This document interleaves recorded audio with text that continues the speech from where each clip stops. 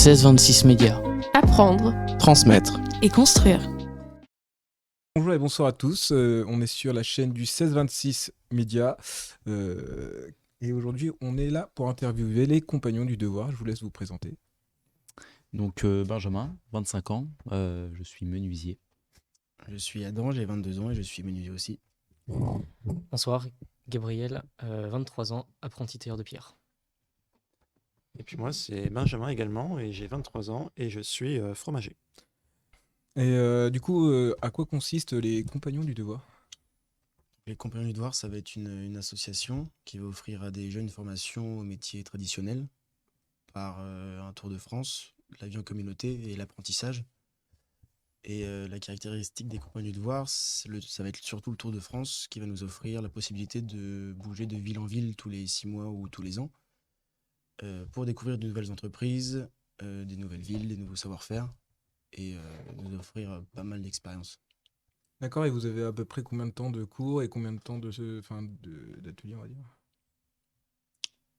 Dans l'idée, c'est 6 semaines d'entreprise et 2 semaines de cours.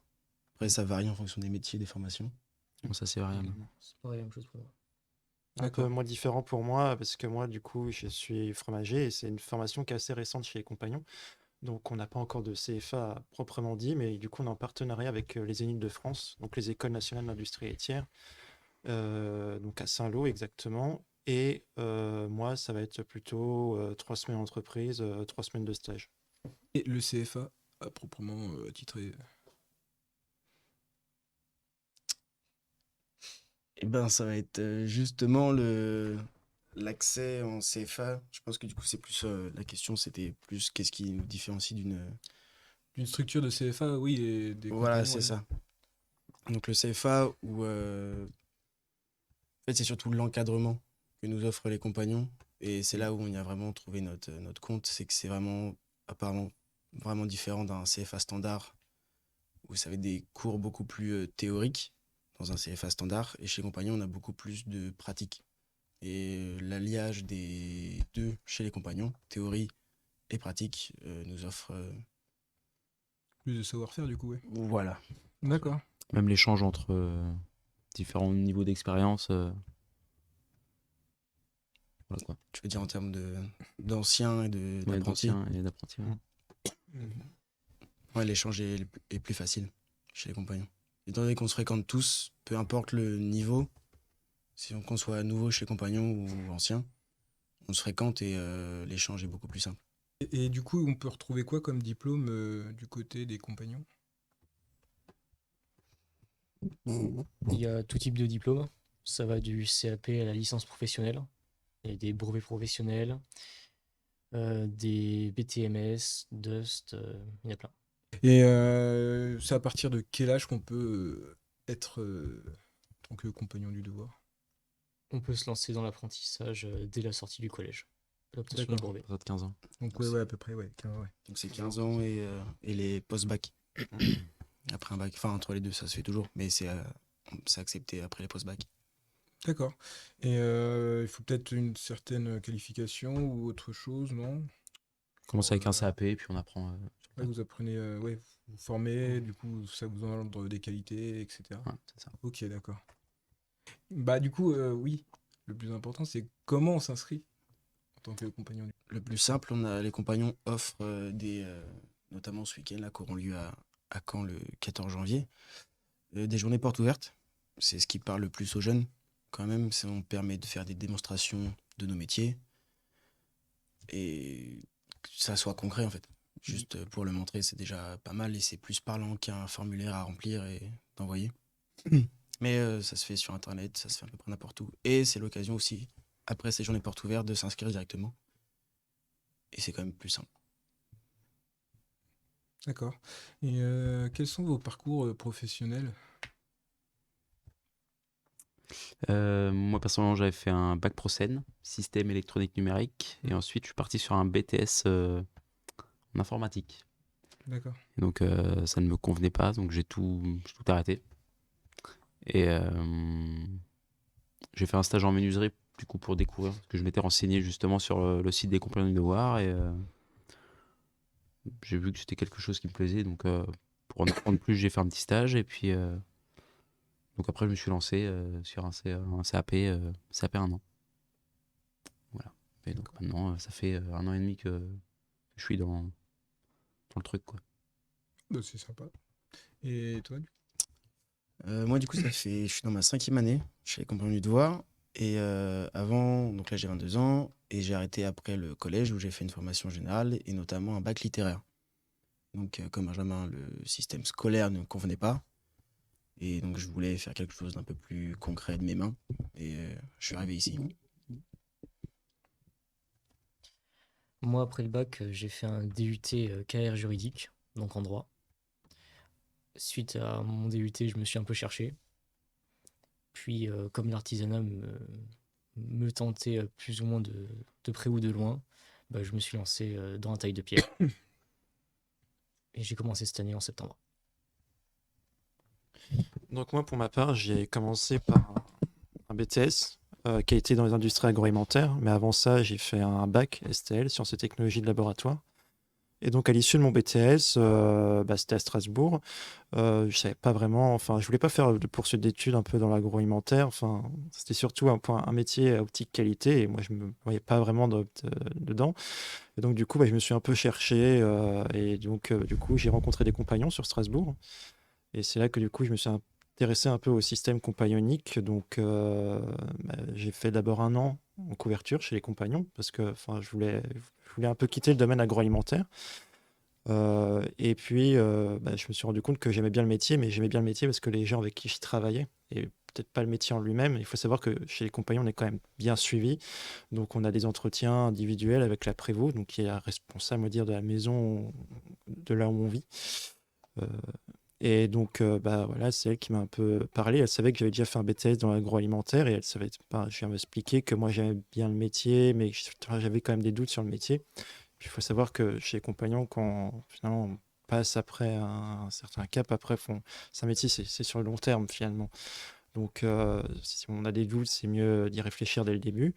Donc, du coup, moi, c'est là qu'elle m'a parlé un peu. Enfin, elle savait que j'avais déjà fait un BTS dans l'agroalimentaire. Et donc, du coup, c'est comme ça qu'après, je me suis retrouvé un peu en fromagerie parce qu'elle m'a parlé que c'est qui est une formation assez récente chez les compagnons. Puis, comme j'avais déjà un BTS dans l'agroalimentaire, finalement, je suis retourné dans le domaine et avec un côté plus pratique et plus artisanal qui me plaît vraiment. d'accord. Et du coup, ça vous apporte quoi le petit Tour de France? Enfin, le grand Tour de France plutôt. Ça procure quoi? Genre, ça vous aide à faire quoi de plus qu'un BTS où tu restes sur place? Pour le coup, Vas-y. pour le Ah, coup, pour le coup, j'étais de nos quatre, je suis le seul à être sur le Tour de France. Donc, vous trois, vous êtes dedans depuis assez peu de temps. Donc j'ai eu l'occasion de tourner un peu. J'ai commencé à Nancy où j'ai fait 2 ans. Ensuite, je suis allé à Tours où j'ai bossé 1 an. Bordeaux, 8 mois. Marseille, 4 mois. Et je suis arrivé ici. Et ça m'a permis en fait de développer un savoir-faire en fonction de la région qui n'est pas le même. Et donc là, déjà rien que la rencontre avec les gens c'est hyper enrichissant. Et les façons de faire varient, que ça soit d'une région à une autre, c'est pas la même. Et que ça soit découvrir des nouvelles villes, même rien que culinairement, par exemple. Rien que ça, c'est déjà extraordinaire ce qu'on peut découvrir sur le Tour de France. C'est un exemple, mais il y a tellement de choses. Mais D'accord, ouais. c'est vraiment une expérience que je recommande. Ouais, ouais, c'est beaucoup plus enrichissant du coup, ouais. Ouais. Et ça vous fait quoi de vivre en collectivité? Pour moi, je dirais que c'est le fait de vivre en collectivité, ça apporte un certain réconfort. Disons qu'on n'est pas vraiment. Je l'ai bien vu quand j'ai passé mon BTS à Strasbourg. On va dire que c'est les personnes que je côtoyais de ma classe, c'était, on va dire, des personnes que je côtoyais de 8h à 17h, mais il y avait pas de plus finalement. Et ce qui est bien chez les compagnons, c'est que voilà, on voit des personnes de différents métiers, on peut apprendre à la fois de son métier et d'autres métiers. Et puis, ça devient on va pas dire, ça devient c'est des personnes avec qui finalement on s'attache un peu et puis finalement qui permet des fois un peu, si par exemple, voilà, on a des petites difficultés dans le métier ou alors ça apporte un certain réconfort, je dirais, le vivre en communauté. Et du coup, vous pouvez aussi vous entraider un peu. C'est ça, c'est l'entraide, Ouais. puis le réconfort de vivre un peu en communauté, oui, c'est sûr. Et En tout cas pour ma part. sinon, pour la suite, après les compagnons du devoir, vous avez peut-être une petite idée de ce que vous allez faire, non? Ouais, il y a un peu fonction des personnes aussi. Mais Idée, ouais. dans l'idée, c'est qu'on a acquéri au fur et à mesure des années une expérience, que ça soit dans la gestion humaine et dans notre métier. Et pour la plupart, dans l'idée, ça serait quand même à la fin, d'être patron et d'ouvrir notre boîte. Après, c'est sûr que c'est un gros projet, mais on est pas mal dans ce cas-là. Et dans tous les cas, si tout se passe bien, à la fin de notre Tour de France, on est quand même assez débrouillard dans notre métier, mine de rien. D'accord. Mais Ouais, après, ouais. Donc pour vous, le Saint Graal, c'est carrément devenir chef d'entreprise, quoi. ouais, Créer bah, sa propre, sa propre ça- société. ouais, c'est ça. Enfin, ça dépend. Ça dépend forcément des personnes. Certains Oui, ça dépend, voudront oui. tout le temps passer leur vie dans un bureau, juste à faire des plans, par exemple, ou d'autres rester en atelier et à être un ouvrier, ça dépend pas mal. Mais c'est d'être épanoui dans tous les cas, j'imagine, C'est un peu le but quand même d'avoir. je pense. Et du coup, vous auriez peut-être des petits conseils à donner à d'autres personnes qui souhaitent peut-être de s'engager ou qui hésiteraient ou qui auraient des doutes sur ce qu'ils veulent faire professionnellement. Si quelqu'un est intéressé par les compagnons, je lui dirais d'abord de chercher, savoir s'il y a une maison de compagnons proche de chez lui, par exemple, parce que les compagnons, c'est surtout sur le Tour de France, et donc il y a pas mal de maisons de compagnons justement en France. Donc peut-être y avoir une maison ou une campagne justement proche de chez cette personne. Donc voilà, il dirait un peu avant tout de se renseigner sur les métiers, les JPO, comme on a parlé Adam tout à l'heure, c'est quelque chose aussi qui peut se faire, qui se fait souvent au début d'année, janvier, là, donc comme là. Donc voilà, donc de se renseigner, de voir s'il y a une maison, et puis pourquoi pas rencontrer le prévôt, ou qui ont l'habitude de ce genre de personnes qui voilà, peut un peu se chercher. Voilà, c'est très bien comme ça. Et du coup, elle se trouve un peu près vers où sur Saint-Lô Alors, c'est un peu compliqué sur Saint-Lô. Enfin, nous, on dépend de la maison de Caen.